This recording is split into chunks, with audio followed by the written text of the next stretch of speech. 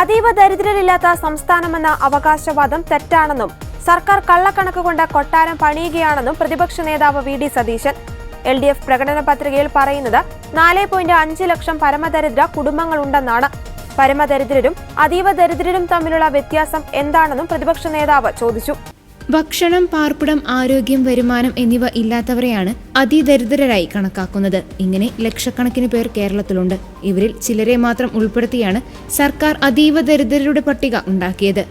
64,000 പേരാണ് സർക്കാർ പട്ടികയിലുള്ളത്. കേന്ദ്രം നിശ്ചയിച്ച മാനദണ്ഡം അനുസരിച്ച് ദരിദ്രരിൽ അതിദരിദ്രർക്കാണ് AAY റേഷൻ കാർഡ് നൽകുന്നത്. കേരളത്തിൽ 5.95 ലക്ഷം കാർഡ് ഇങ്ങനെയുണ്ട്. അവർ ദരിദ്രരിൽ നിന്ന് മാറിയിട്ടില്ല. വിദഗ്ധർ സർക്കാരിന് അയച്ച കത്തിൽ ഇതാണ് ചോദിച്ചിരിക്കുന്നതെന്ന് പ്രതിപക്ഷ നേതാവ് പറഞ്ഞു. എന്ത് മാനദണ്ഡം ഉപയോഗിച്ചാണ് അതിദരിദ്രരുടെ പട്ടിക ഉണ്ടാക്കിയതെന്ന് സർക്കാർ വ്യക്തമാക്കണം.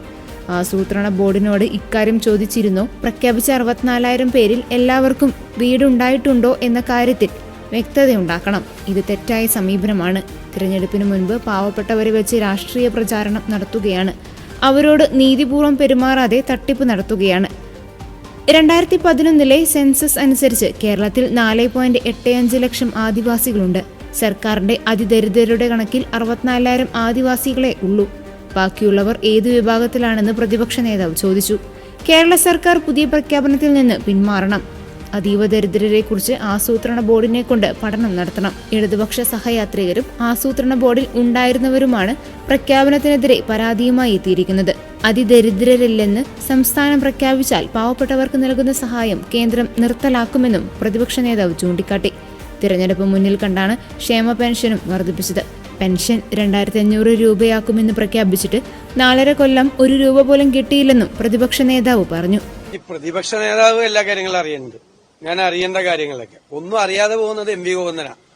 ഇപ്പോഴാണ് അദ്ദേഹം അറിഞ്ഞത്. മന്ത്രിസഭയിലും ചർച്ച ചെയ്യാതെ, ഇടതുമുന്നണിയിലും ചർച്ച ചെയ്യാതെ, പാർട്ടിയിലും ചർച്ച ചെയ്യാതെ PM ശ്രീയിൽ ഒപ്പിട്ട് തെറ്റായിപ്പോയെന്ന് ഇപ്പോഴാണ് തിരിച്ചറിഞ്ഞത്.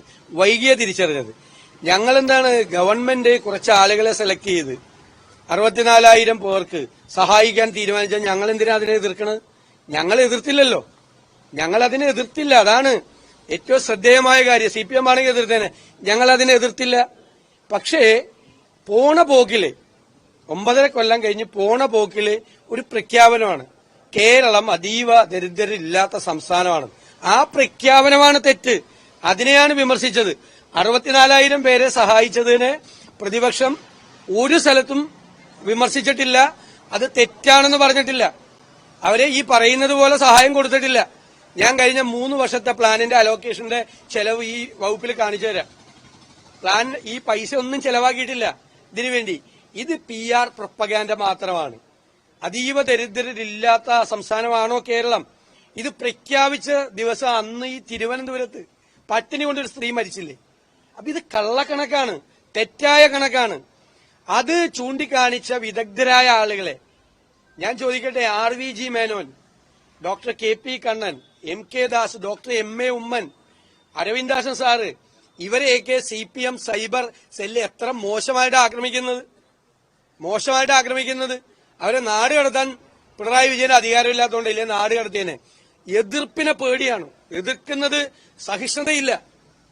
എതിർക്കും. ഗവൺമെന്റിൽ ഇരിക്കുന്നവർ അധികാരത്തിൽ ആരിരുന്നാലും അവരെ വിമർശിക്കും. ഞങ്ങളുടെ ജോലിയാണ്. ഇന്നലെ മന്ത്രി MP രാജേഷ് എത്ര മോശമായിട്ടുള്ള വാക്കുകളാണ് ഉപയോഗിച്ചത്. പ്രതിപക്ഷ നേതാവ് വിളിച്ചു കൂകുന്നു. സാധാരണ പറയാറുള്ളത് എന്താ?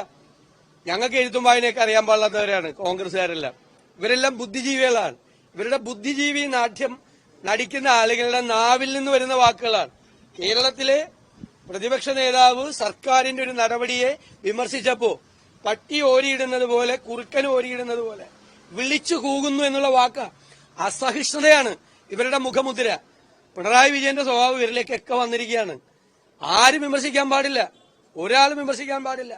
ശ്രീ കൽപ്പറ്റ ഗവൺമെന്റിനെതിരായി വിമർശിച്ചപ്പോൾ എല്ലാവരും ആദരിക്കുന്ന ആ ബഹുമാനപ്പെട്ട മനുഷ്യനെ കുറിച്ച് എന്ത് മോശമായിട്ടാണ് ഈ സൈബർ മീഡിയയിൽ ആക്രമിക്കുന്നത്.